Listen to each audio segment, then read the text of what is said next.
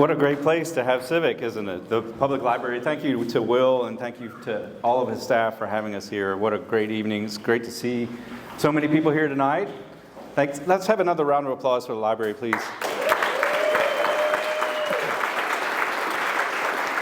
They've been such a great partner, and I'm so proud of what Will's doing to advance the mission of the library here in the Civic Center.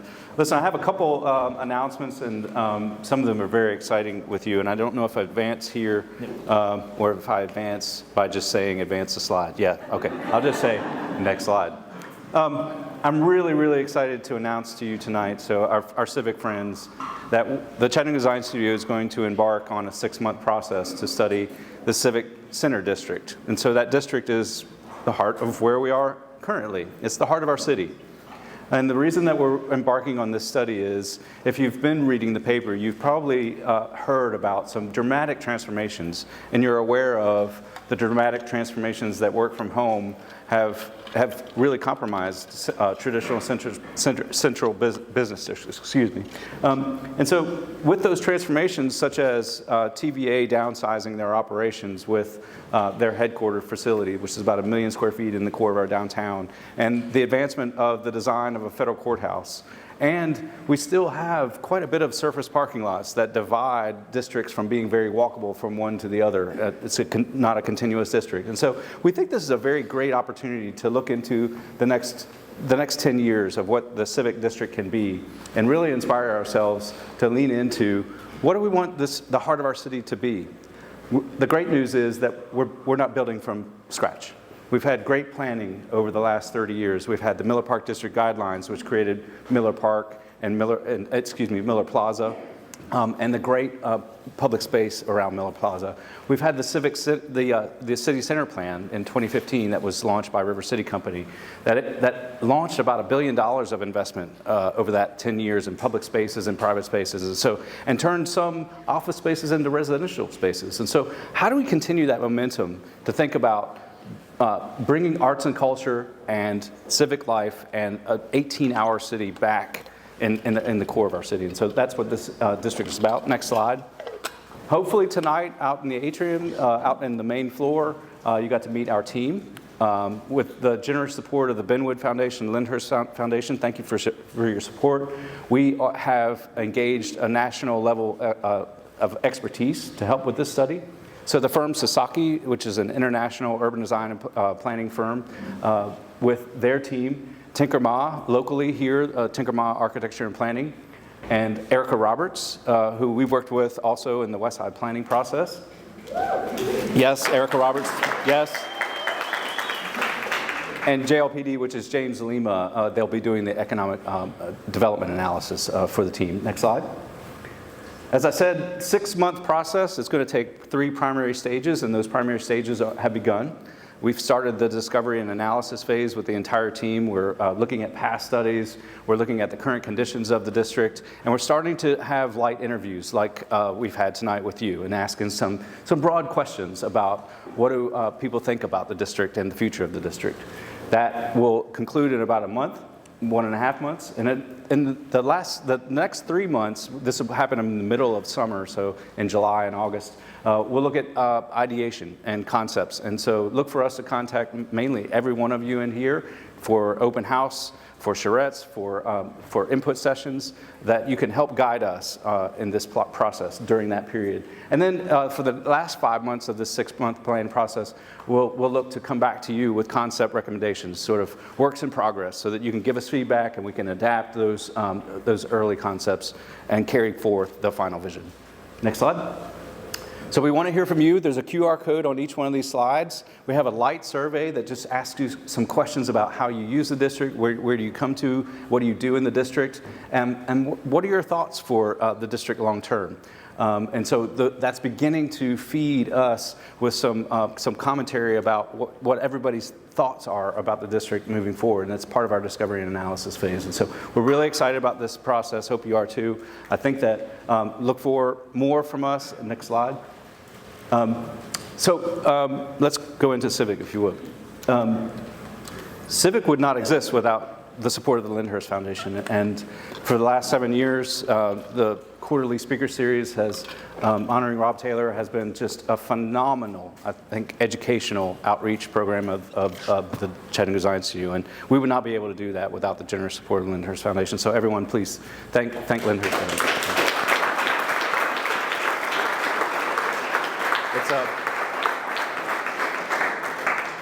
It's an unbelievable program, and we're very proud of it, and I hope you can tell that. Next slide.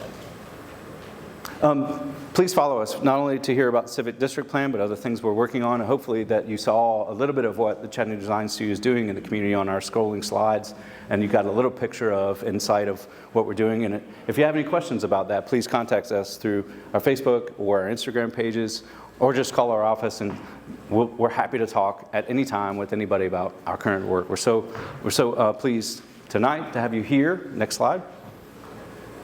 I'm so pleased to have Eric Kronberg in town and our team. I want to pause here for a moment and thank the entire Chattanooga Design Studio team for all that they've done tonight to make this event happen. Please welcome. Thank you. Thank you.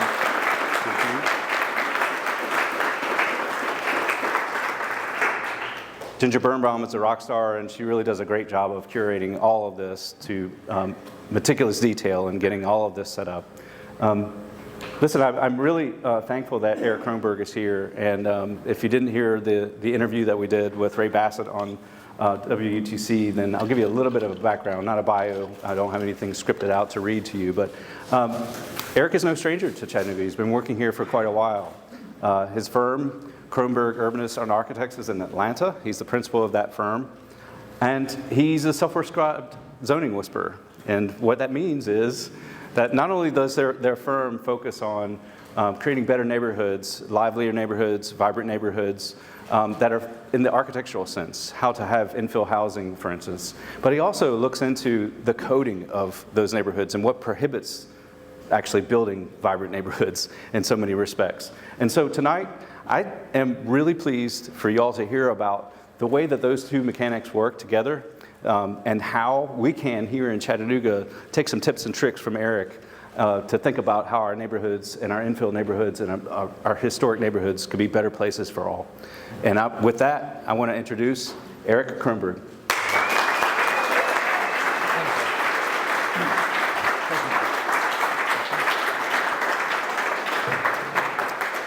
Good evening, everybody. I'm going to do a plug-in. And so I was warning folks earlier, you know, I've got probably 2 hours of content to fit in about 45 minutes. So it's going to be a fast ride. It's kind of like 2x on your podcast speed.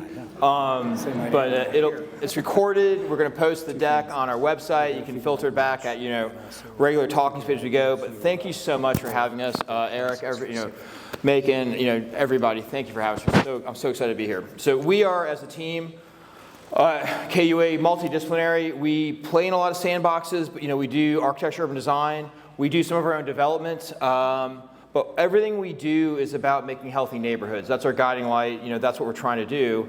This is me, zoning whisperer. We'll move on.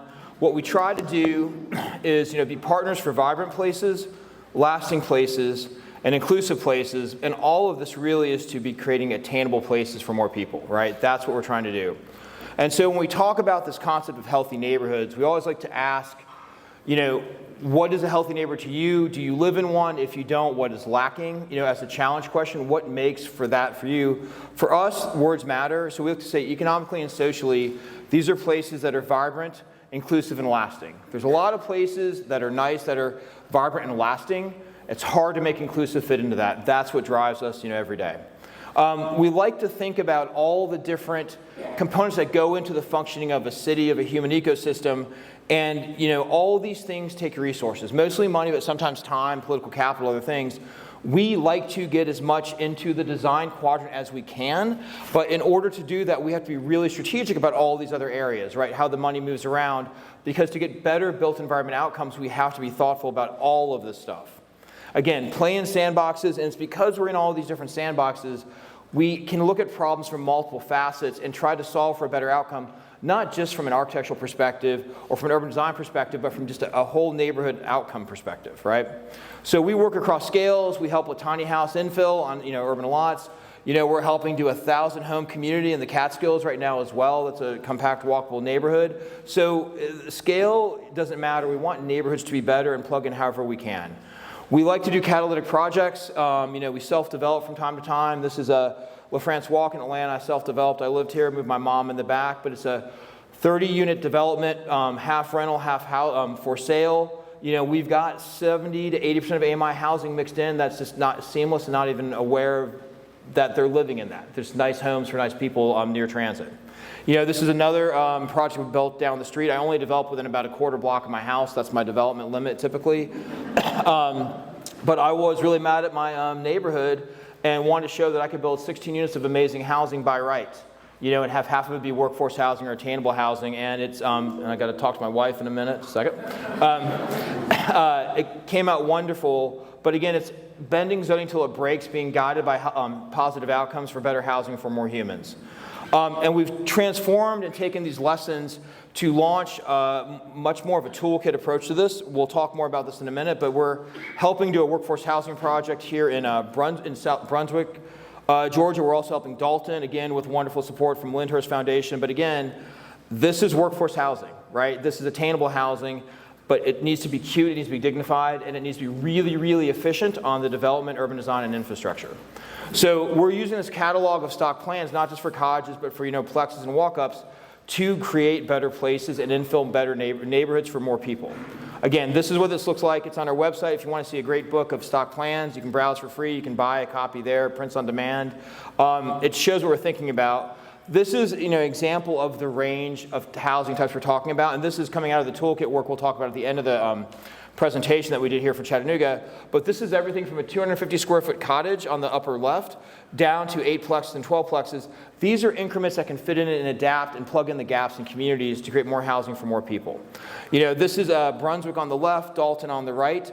This is each are about 3 acres of a city block. The left is 59 units of housing. The right is 39 units of housing. You can do wonderful housing that's attainable with great places if you're strategic with how you approach these challenges. We also go across scales, and this is an entire neighborhood we got rezoned in Atlanta that was basically blighted and vacant. We're able to convince the city to give us a very flexible zoning to a range of infill strategies. So this is as much about getting the policy aligned to let us do good things, right? If we don't have the zoning, you can't have nice things. That's a takeaway for everybody tonight. We're looking to transform communities and downtowns. We look at, starter, incubator, commercial spaces, and a stock plan approach. This is for a great nonprofit in Atlanta. I'm going to go a little bit faster. This is Georgia Ave, and this is a project we help lesson learned.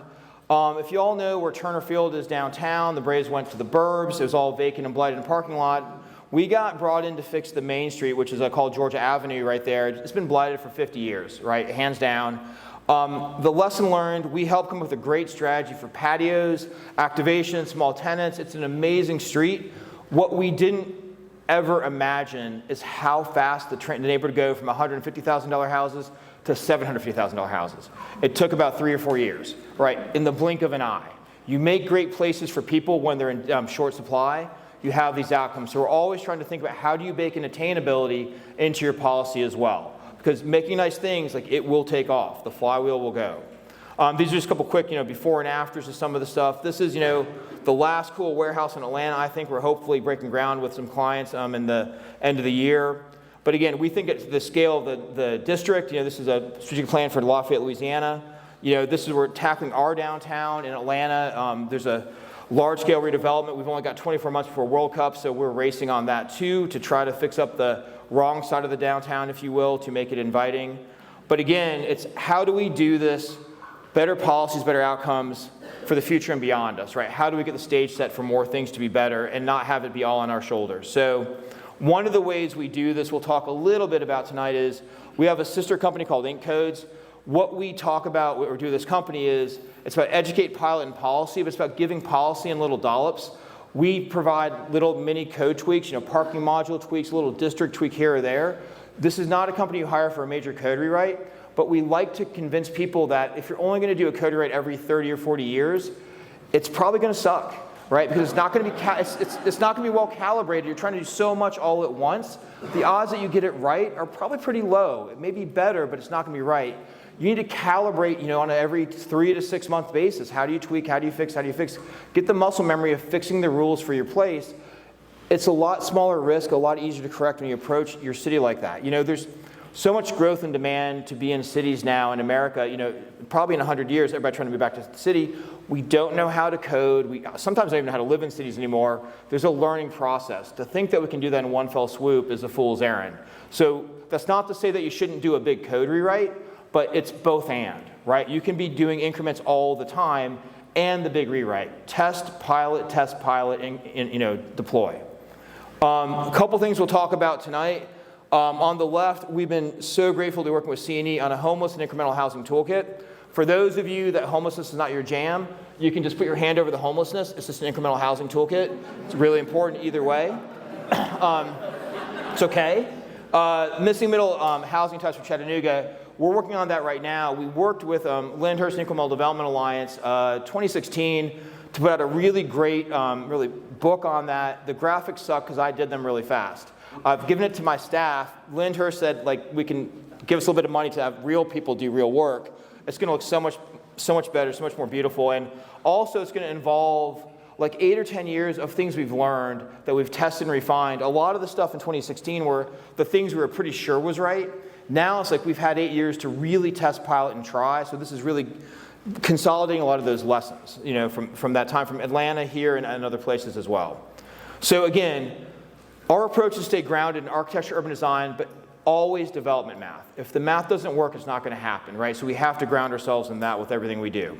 All right, that's the intro. Enough about us. We're going to talk about some context setting about how we think, about some approaches to solutions, and then the deployment phase, we're going to talk about the homelessness and incremental housing toolkit, or the incremental housing toolkit, depending on where you want to be with us. We like to start out with, does anybody here not think you have a housing crisis? I can go to any city in America and give the slide. The answer is going to be the same. Sure, because growing or declining, you have a housing crisis, right? Entire nation is in a housing crisis. Which gets back to that question of what's a healthy neighborhood? How do we provide the housing we need for humans in a dignified fashion together? We spent a long time thinking about this, and our core thesis is we need to be reinvesting in our walkable areas, but particularly with existing infrastructure. Because if you ever do development, you will feel your gut punch and your teeth kicked in when you see the development infrastructure costs. It is so expensive. Curb and gutter, pipes and sewers, sidewalks, street trees. It costs so much money, and everything in the ground is not going into the housing or the stores or anything else. So places that have all that stuff in place are inherently more efficient to provide these things in a more attainable fashion, right? So greenfield development, not our jam. Try to stay away from it. All this infill stuff where we can leverage the efforts of our forefathers to make great neighborhoods, that's where we want to be helping. All right, so let's talk about both the housing mismatch and the high cost, low density as a way to think about what we should be doing and where. So from a housing mismatch standpoint, a lot of demographic stuff. A lot of this is coming from Arthur C. Nelson does a lot of great research in this, and also AARP has done a lot of great work. But again, in 2050, 22% of Americans are going to be seniors, but that's also now over 80 million people. That's a huge swath of our nation that are going to have different housing and mobility needs coming up. The other thing I'd like to point out, this is from AARP, that now, this is 2018 data, 80% of households in America are not traditional nuclear families, right? 28% are singles living alone. You've got couples with no kids. You've got adult roommates. 20% of America is a traditional nuclear family. That's down from the 50s when 43% were nuclear families, 9% were singles living alone. This trend line is not going to reverse, right? It continues on.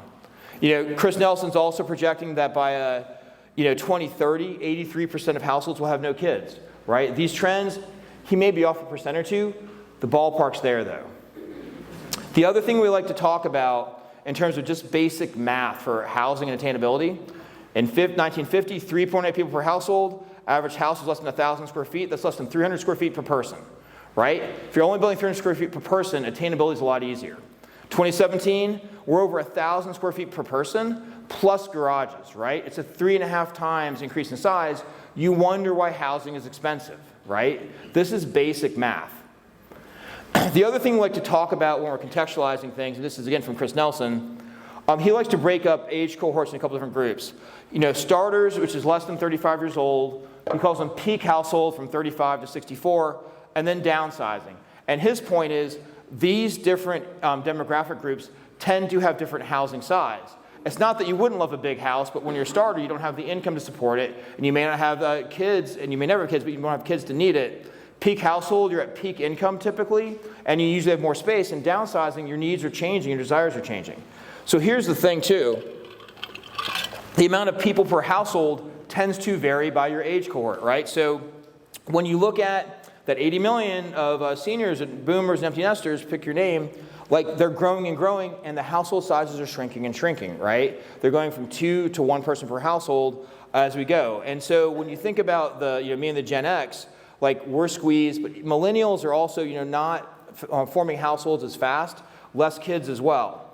And so when you look at housing demand by life stage, most of American built environment was a response to the boomers, right? In the 80s to the 2010, that big single family house met that biggest age demographic in spades right there.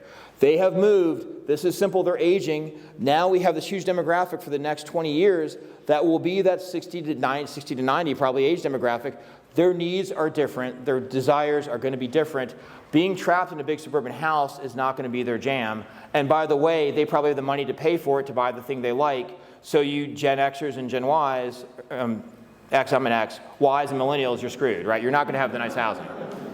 The X's, nobody cares about us. We're just in the middle. But the other thing I like to talk about when we talk about household size changing, when you go from 3.8 people per household to 2017, we're at about 2.5 people per household, you need 50% more houses to house the same number of people because there's less people in the house, right? When you go down to less than 2 people per household in 2030 and beyond, you're going to need twice as many houses as we did in 1950 because our households are so small, right? So just something to think about for as our households are changing, what does that do to change our needs for our cities? And again, this is an old 2017 thing, but the point is, the 2017 supply was in balance of about multifamily and missing middle cottage stuff versus large lot single family. That demand is changing rapidly in the future, right? The detached suburban house, millennials aren't really that hungry for it. Aging empty nesters aren't that hungry for it. That's what we legalize, and that's what most of our cities are. The other thing I'd like to point out, not in the slide deck, most of our zoning in most cities, and particularly Chattanooga and Atlanta and otherwise, our zoning currently here is essentially a suburban-based zoning that we imported to the city in the 1980s, right? It's single family, large lot detached. It's not in keeping with what was here before. That's where this stuff came from. It didn't come handed down from Moses on high. It was borrowed from the suburbs. Again, I talk and I preach, I'm hoping to change the world. In 2012, 68% of housing starts were single family homes. I'm like, man, make the world better? Hell no. 2022, it's gone up. Most are, large lot single family homes, right? The message isn't getting out. And to think about that we're at 4 to 5 million units of housing short in America right now, and what we need to do, the odds that we can solve the housing crisis in any kind of attainable or land efficient way with large lot single family homes is a fool's errand. We've got to find other ways forward. The other thing we are huge fans of are small format houses. What I mean is we build and sell 500-600 square foot 1-bedroom cottages. They sell like hotcakes. Part of the reason why is there are no more starter homes. This is the chart of percent of starter homes since 73 to 21. That's less than 1,400 square feet is the metric. This is, I think, from, I can't read it, but the Census Bureau, I think. We don't build small starter homes anymore, period, right? If you're a single professional and you want to own a home and start on that homeownership path, if all there is 3 and 4 bedroom homes with 2-car garages, that is not a good fit, right? That doesn't work for us as Americans anymore. Again, the other thing I'd like to say you saw the chart on the left before, but when you look at housing in America, 72% of America are large single-family detached homes, right? 20% of Americans, if you think there's a match of housing type and household formation, we are directly mismatched from who we are as a nation, the housing we have, and the housing we legally allow. The other thing we like to talk about is, depending on how you frame the questions for National Board of Realtors or Association of Realtors and other folks, you tend to get a large proportion of these different age demographics that would prefer to live in a walkable community if they're given the choice. The percentage of these groups that do actually live in a walkable community are far less than those that actually would like to, right? So there's a huge pent-up demand for walkability. this is a lot about trade-offs, right? Yes, we'd all love a 2-car garage and a mansion, but are we willing to trade down with our budget to give up that garage, live in a smaller house in a more walkable, dynamic neighborhood with beer, ice cream, tacos, parks, skateboard ramps for the kids? Again, such small percentages of our cities are actually made up of walkable neighborhoods, and that's where the demand is. And we'll talk more about where those are or can be in Chattanooga. But again, it's pretty simple. A lack of supply and rising demand means rising costs, right? This is not complicated economics.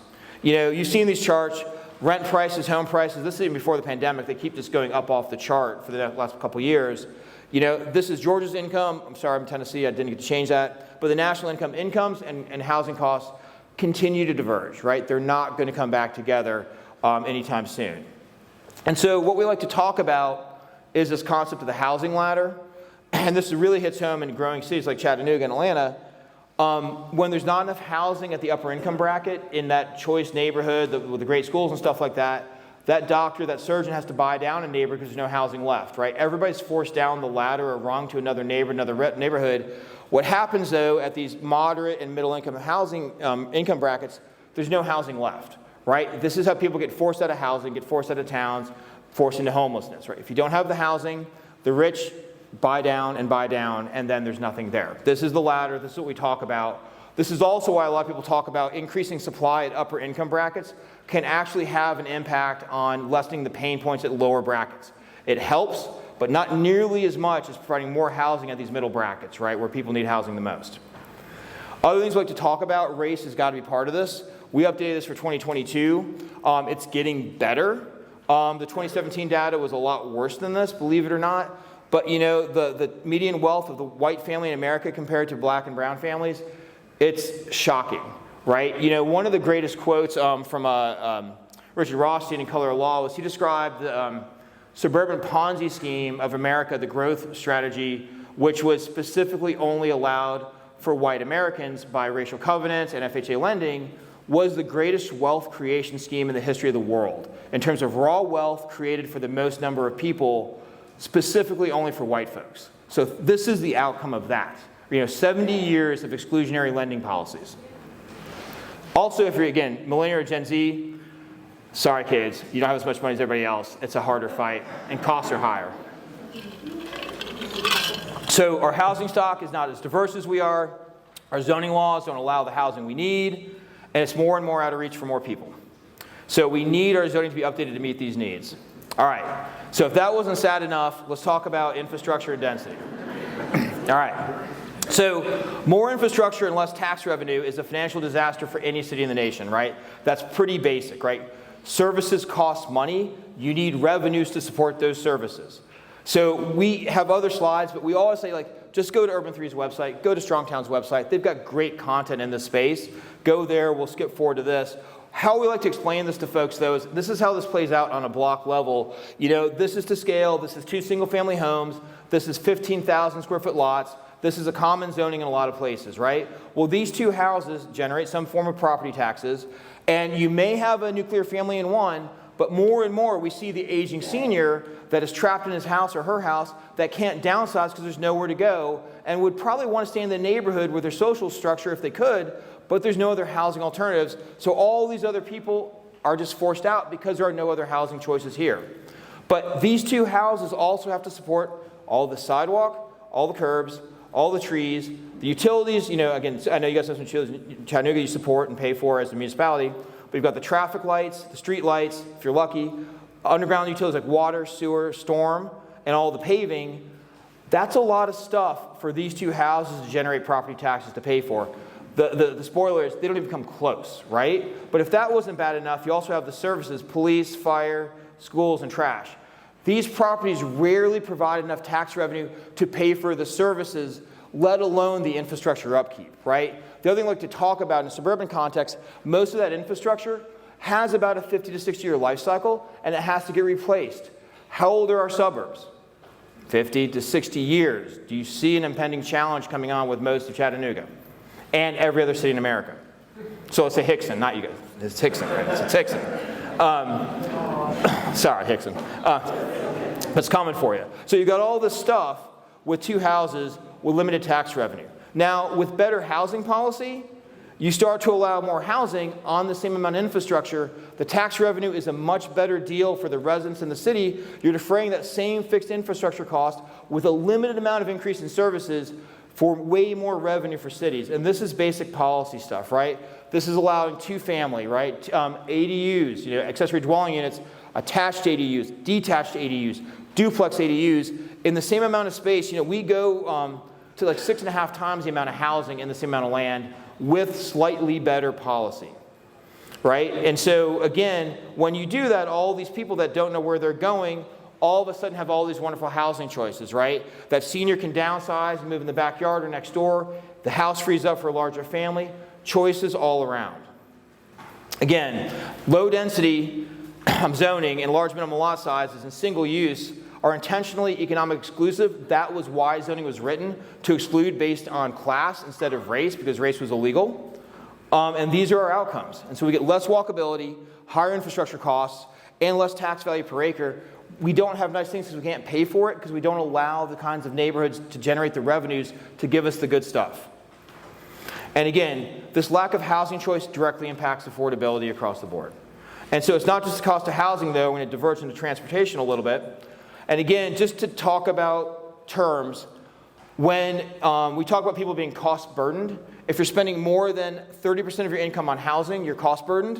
If you're spending more than 50% of your income on housing and transportation, you're housing and transportation burdened. To do the math, you shouldn't be spending more than 20% of your income on transportation. People talk about housing burden, they often don't talk about transportation. And just when we talk about affordability and math and stuff like that, people in the affordable housing space like me can get really wonky. We talk about AMI. It's called area median income. That's the income for right now on the screen is the income for an individual where half the people in the catchment area make less, half make more. Not an average, it's the median. And so we like to use words to talk about things based on percentages of that AMI. And I double checked the 2023 HUD data. Right now for the Chattanooga Metro, it's $55,750 for 100% of AMI for an individual. That's where you guys are at. But so we often talk about attainable housing or workforce housing at 60 to 80% of AMI.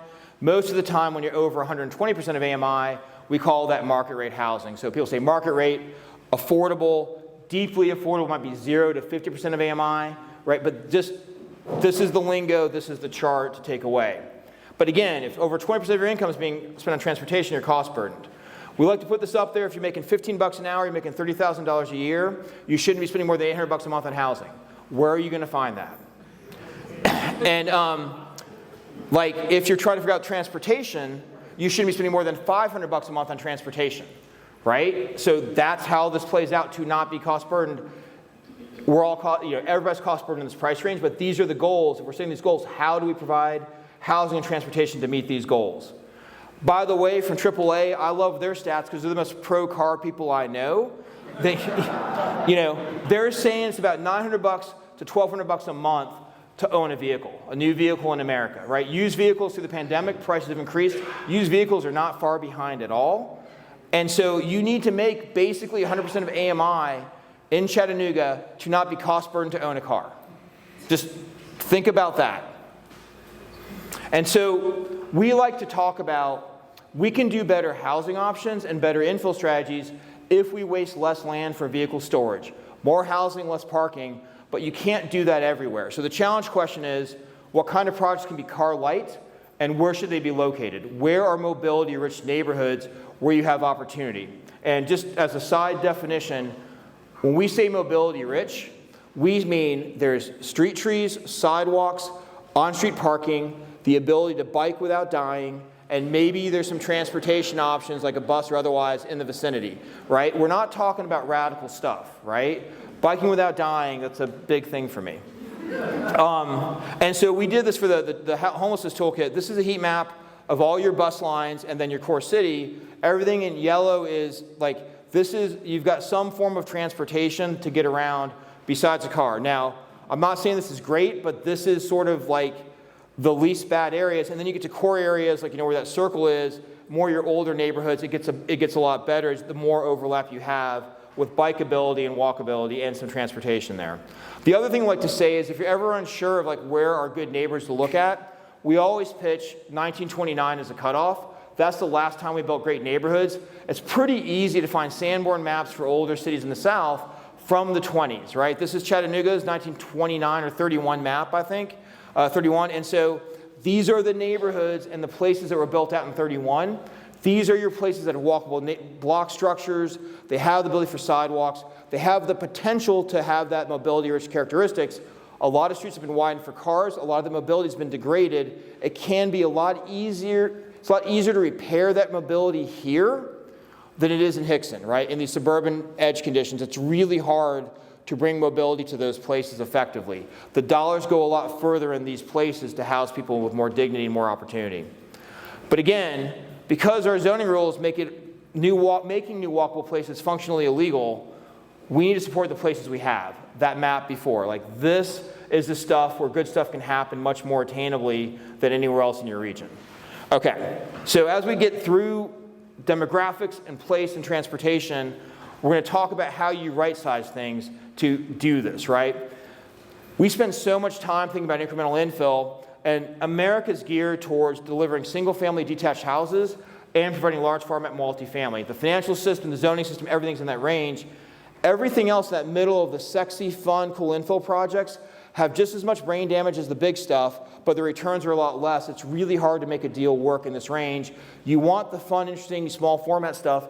You got to make it easier. You got to make it possible and at least slightly profitable for it to happen, right? So this incremental infill is what we work on to try to make it easier to deploy and to do better with. So we're always looking for feasibility and attainability, to make that come together if you actually want to deliver housing and maybe even attainable housing. So we always look to the past. Sears and Roebuck did amazing stuff, with their kit homes. They've transformed the nation in an affordable way, but they also did a lot of plexes, walk-ups, and people don't know this much about Sears and Roebuck. We like this one, it's the Atlanta, but for $5,000, you could have a fourplex, right? Ready to go, delivered to your lot, and you put it together. Think about that for the effectiveness of delivering housing. So we decide we're going to do our own book, take that, Sears and Roebuck. So we have a lot of great housing types, and a lot of this is from working with Lyndhurst, working with Incremental Development Alliance, to realize that you need these small types ready to go, pre-designed, not designing every time, to infill across scales of community, right? So everything across the housing spectrum and into small format commercial as well, it has to be cute, it has to be effective, it has to be off the shelf. We spent the last 5 years getting our housing library flushed out so we can deploy these things at scale.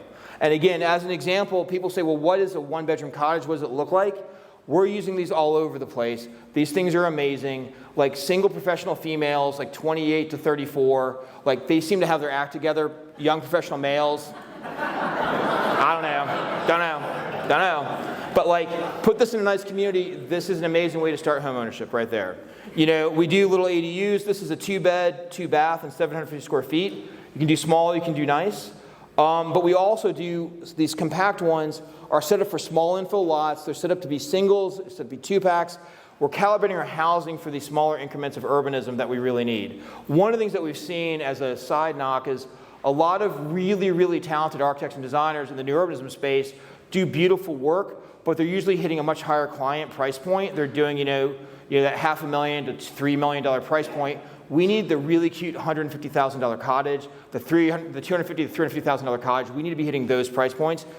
Every inch matters. You got to be ultra efficient, ultra thoughtful with your trade-offs to get down to these sizes, right? This is a 2-pack of those 1-beds. This is a 4-pack. We're using these a lot now too. But then you get into the plexes, right? These 3-story walk-ups, the missing middle. These are buildings that fit in the scale of the neighborhood. They have great porches.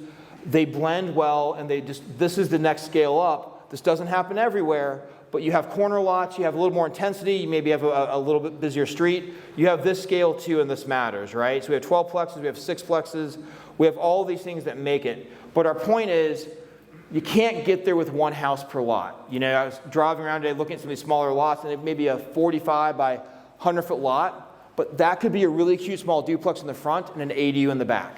2 to 3 houses per lot, that should be the baseline for small format attainability. One, to have attainable prices for the housing, but to get the density per acre to support neighborhood commercial in our neighborhood. You want that corner store, you want ice cream, you want nice things, you've got to have the rooftops to support it, right? So density matters. It can be cute, it can be scaled appropriately. And the other thing we talk about too is when you get to plexes, 4 plexes, 6 plexes, 8 plexes, they used to, and they typically fall under the International Building Code. It's a very complicated building code to work with. Complicated means more expensive. The International Residential Code for 1 family and 2 family means it's a lot simpler to build. That will mean less expensive. You know, basic contractors can do this stuff. You need specialty commercial contractors for this, right? A 4-plex used to require this, and I'll explain in a minute, and it may still require this unless you get your act together. But a duplex and a duplex ADU is 4 units of housing in the same lot. You can house under the simpler system with the right zoning and policy. Again, for these two, here's the deal though.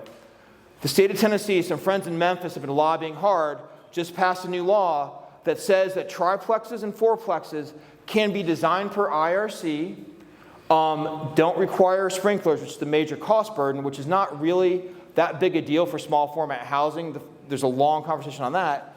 But local jurisdictions have to opt in, right? So you can talk to your elected officials. It's a relatively simple thing to do to opt in, but you don't get to do this nice stuff if you don't opt in, right? That's why we're here, give you marching orders, tell your officials this is really worth looking at, right? North Carolina just passed this, Tennessee copied it. Like, it's good to have this kind of ripple effect of positive copy and pasting. Again, that was the divergence, but why we like this IRC incrementalism, as you can see, if you can do more with IRC, you get to better outcomes. Smaller lots, you divide properties, you can attach ADUs, you can do duplexes or 2-packs if duplex is a nasty word for you. You can do more of this, maybe there's a little bit of missing in the middle, but this is how you get to that density that can support neighborhood commercial, walkability, fill schools back up and have good stuff, and have some attainability baked in as you go. All right, so policy thoughts, we're here to help. We usually talk about piloting first in places to get comfortable, but C&E has been doing such great work for so long. We've been so proud to help them over the years, and we've learned so much working with them. You guys have been piling out the wazoo already. You don't need to pilot. You're ready for better policy approaches, right? You need the functional zoning. You know, in codes, we're always here to help. But again, the pitch is don't just be thinking about the big policy rewrite. Incremental change, incremental change, incremental change, right? Test and refine, test and refine. Again, I'm not going to spend a ton of time on this right now, but again, areas that we like to talk about, you know, providing parking policy options to provide ways to minimize parking requirements. That's really important to think about. You know, you've got your UGC district. I always get my GMIC backwards. There's ways to expand that to have better urban design options across the city, and expand your accessory dwelling units. Right? You know, Atlanta's looking at 2 per lot. That's best practice. Allow at least 1 attached and 1 detached per lot. That should be standard policy going forward for, you know, at least for your core Sanborn mapped neighborhoods, these traditional neighborhoods. And then have some reasonable form controls, and reasonable can be hard, not to be over-calibrated. You know, so what's going to spur this change in your community? Like, y'all are the ones that need to lead this charge. But at the end of the day, every city we go to, it's leadership, right? Mayors, city managers, elected officials, they're the ones that are scared they're going to get voted out if they, you know, if people have, you know, give them backlash. Educate, get your neighbors involved, convince your officials, you know, get on board, it's going to be okay. And we like to talk about this from the lens of, like, do you care about climate resiliency? Do you care about racial equity? Do you care about financial stability? Do you care about housing attainability, or just care about economic growth? Like, take any one of these 5. Everything I'm talking about addresses all of these, right? It's not an either or at all. You can have all 5 of these things if you want. Reinvesting in walkable areas with existing infrastructure, that's the all of the above. It's possible. All right, I'm going to take a sip of water. Let's talk about the homelessness and housing toolkit. How am I doing on time, too? Because, like, sweet. All right. All right. So, you know, the challenge was offered to us, to C&E and Lyndhurst, all of us talked together, of, like, what's an effective housing strategy to address homelessness in Chattanooga, and really this is a problem across the country. And so we were really thrilled to have the opportunity to dig into this deeply.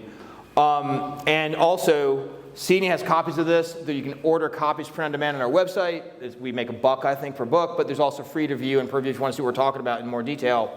But the premise was we want to provide a resource for the city and other cities to address issues surrounding homelessness. And that fundamentally homelessness is a housing problem. And kind of our homework to start with this toolkit, taking a housing first approach, this was our reading. If you care about any of these housing issues, this is a must read. It's a phenomenal book. It breaks it down in such easy to understand components. But one of the things they talk about is there's short-term, medium-term, and long-term solutions to homelessness. The vast amount of American response is a short-term response to chronically homeless to get people off the street and try to make it less visible. That's very resource intensive. This is a group of people that have experienced a lot of trauma, need a lot of help. I'm not a psychiatrist. I'm not a first responder. That's not my space. And what happens is that sucks up all the oxygen, right? There's nobody that has the ability to talk about medium and long-term solutions. We like to envision, the bathtub that's overflowing as people are forced into homelessness. You're trying to mop up the floor, but it keeps flowing over. How do we stop the tap? How do we find more housing options for this medium and long-term thing so it's easier to address the short-term problems of the chronically homeless that need more? So I'm not here to talk about chronically homeless and the support around that as much as long-term housing solutions to minimize homelessness and attack the problem that way. And again, it's about attainable and incremental strategies and prototypes that fit within existing neighborhoods. And another spoiler alert, this is really a faith-based housing toolkit, right? The target market for this, churches, synagogues, mosques. Who has a lot of land in your neighborhoods that would love to support housing? It's going to be the faith institutions, right? Let's just cut to the chase. That's what we're talking about here. But again, more attainable housing distributed citywide should mean less people experiencing homelessness. It's pretty basic. And less people experiencing homelessness means there's more dedicated resources for those with the greatest needs, right? That's what this is all about. We got to spend a lot of time with a lot of great institutions up here, a lot of great interviews talking about the pain points they're seeing, where the challenges are, where this is. And one of the things we learned early, I think both from Help Right Here and the Chat Foundation, was that as we're trying to think about housing type strategies, the notion of the shared house or, the 5 roommates in a house is not a good solution, right? It's, there's a lot of stress for those in the medium level of support need trying to get reintegrated into housing. The more shared space you have, the more chance you have for conflict, the harder it is to reenter. So that was one of our takeaways that filled into some of these other things. But I'll get to the data points and talk about the housing and how that kind of resolved. But in 2022, in Southeast Tennessee, you had over 3,000 people unsheltered in the continuum of care, and 1,000 of those people were in Hamilton County. And one of the other really powerful data points is 95% of the folks are single adults, right, in terms of who's on the street, who's experiencing homelessness. There's a lot of different special services for different groups, whether you're youth and young adults, chronically homeless, veterans, families. These are showing different groups, but there's also about 23% of homeless adults that have no specialized support system. And it's not that these specialized support systems are enough. There's just a little bit of extra help in some areas. And so our themes that we're looking at all the data and the demographics and talking to providers is, you got to think about political feasibility, right? Nobody wants a homeless shelter in their neighborhood. It's hard. We all think we do. Nobody wants to say yes to that. That's reality. We need to find housing that's going to address demands of people that are experiencing homelessness. And how do we leverage existing efforts to pull all this together? And so zoning makes it really hard to get approval to do anything around supportive housing, right? So that's one of the reasons we want to stay away from deeply supportive housing. It's almost impossible to get approvals. And the other thing we like to talk about with this is that deeply supportive housing takes a lot of political capital as well as financial capital, right? I know the city of Chattanooga is working on a hotel transition to homeless, deeply supportive housing. That's how this needs to happen. City needs to lead on that. You need political cover. You can't expect a nonprofit to take the political arrows to get something like that approved. It's just too hard.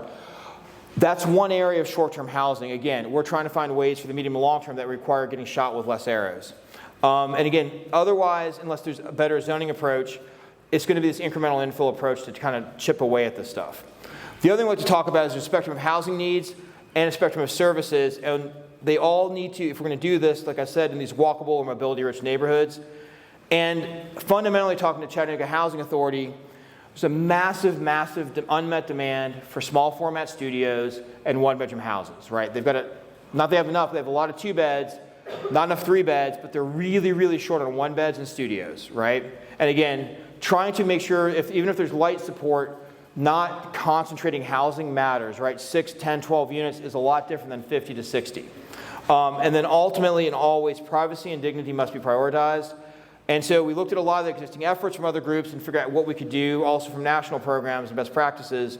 So there's the chronically unsheltered, just the unhoused, and then, people that just lost their job and got kicked out and, off their sister or brother's couch and are trying to figure out what to do. And so these housing-only folks and people with light support in that area, that's the area of the spectrum we're trying to focus on. We're not trying to solve every problem here. That's too much, right? We're looking for long-term, permanent housing solutions to get people back on their feet. Again, some of the goals, the housing types matter a lot. But it's not just the housing types, it's how you site them and how you use them. So for the housing goals, this is where, you saw this before, on the housing spectrum, only 5% of the homeless in Hamilton County and Chattanooga are families, right? And we're going to try to address the 95%. Again, from feedback, it was 20% to 30% of the homeless in Chattanooga are deeply chronically homeless, need a lot of support, which means 70 to 80% are really just needing light support, no support, and just housing, right? We're looking for the biggest bang for the buck, the 80% solution here. The other thing we like to talk about is when we think about the infill lot spectrum of housing, most of, Ridgedale Highland Park, it's 50 by 135, that's a standard lot. We're looking at single lots, we're looking at paired lots, and we're looking at slightly bigger configurations. So how do we approach this from the housing types? We talked about residential code, talked about IBC, IRC. We're trying to lean a little bit more on IRC as a solutions because it's easier, more cost-effective to build. That doesn't mean that IBC, these walk-up plexes, aren't appropriate. It's just different ways to use different tools, right? So this we've covered. But what we think the housing should be, no matter what form or type it is, it needs to be small, geared towards single adults. It needs to be proximate to goods and services and mobility. It needs to be private with no forced shared spaces, but the opportunity to share a porch or share common areas if you desire, but not being required to. It needs to be dignified. That is a design and siting situation. And it also needs to not be a burden aesthetically or functionally on neighbors, right? It needs to be private, secure, and fit in well in context of the character of the neighborhood. And again, so this takes a little bit to explain, but what we thought about is the y-axis is density of how many units at a time you're doing. The x-axis is how much assistance or services are needed, right? So the lower spectrum, it's very low density, and there's really no services needed. That's just a house, right? There's nothing really that complicated about that. It just has a very low impact, right? People that need a lot of services and want to do a really dense project, the upper end of the spectrum, that needs to be city-led. That's turning a hotel into supportive housing, not our space. We're trying to figure out between really, 4 to 12 units with light surfaces on the spectrum.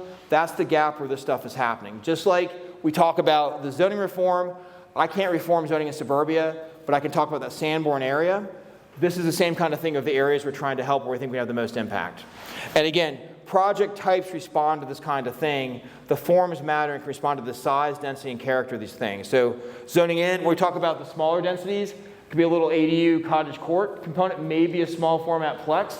Again, the lower 1 to 2 units is just an ADU or a house. That's not that hard. But in the moderate difficulty, we've helped C&E with a range of 18 to 32 unit great infill projects about to come out of the ground. There's a lot of good stuff happening. But what happens if one of those buildings, a fourplex, has a very moderate degree of support? That's just mixed income housing. That's not a supportive housing project. You just got a couple units with a partner to help C&E provide a little more attainable housing to place some people, right? That's really a zoning hack. It's not supportive housing. You shouldn't have to get a special use permit for that. I'm not saying they're doing that. I'm saying they could. So just clear. So let's talk about the types. What does small, proximate, private, and dignified look like? Like, it needs to look cute. It needs to be small. I think that's 275 feet right there on the left. That's probably about 320 square feet per side. And then we took some of our fourplexes that we designed for C&E over on Union Street and realized that same building could be a sixplex with smaller units, right? Cute, it's the size of a decent sized house and it's a sixplex, right? Again, these things need to be cute, they need to be kind. They're very modular friendly too, if we can find a plant to get their act together. But these are things that can happen that would be a benefit for all of our communities to fit in. But again, like I said, one house per lot, that's not what we're aiming for here, right? These look fine as one house per lot, but it's how you use them on the sites. So again, we're also looking at policy before we get to the site stuff. And so if you want to do more than one house per lot, you need better policy. One of our favorite policies that happened in Durham, we have friends over there also leading the charge, it's a YIGBY, yes in God's backyard. They passed it, no BS, unlimited ADUs on faith property, right? Think about what that means for churches to provide housing. As of right, unlimited ADUs on church property, right? That's simple. That's so powerful to give housing options to our places. So there's other kinds of things, ADUs for regular zoning districts. The more ADUs you can do, the better. There's a lot of great work with pre-approved plans. We've decided that with a lot of this, we're just going to be our own pre-approved plan factory and do great work, so you can call us directly. But the yes in God's backyard, that is something to be thinking about for Chattanooga. We're talking about it in Atlanta right now too. But again, now that if we can get some zoning policy, to do these things, this is a standard lot. This is 5 units of really dignified housing that fits in with the neighborhood, right? Small, good porches, ties in. It's a great cottage court. You give me 2 lots, we're talking 11 units. This is a wonderful layout, dignified of the scale of one-story houses on either side. We start to talk about this blend of 3 to 4 buildings of missing middle. One might be supportive. You might have a couple of studio duplexes in the back that could fit that bill as well. Again, a little bit bigger workforce housing example. And this is what it can look like. This is what it should look like, right? It should blend in. You shouldn't even know it's here. It's just a couple small houses that you don't even notice as you bike, drive, or walk by. There, like that stuff. It can be all on the same street, seamless.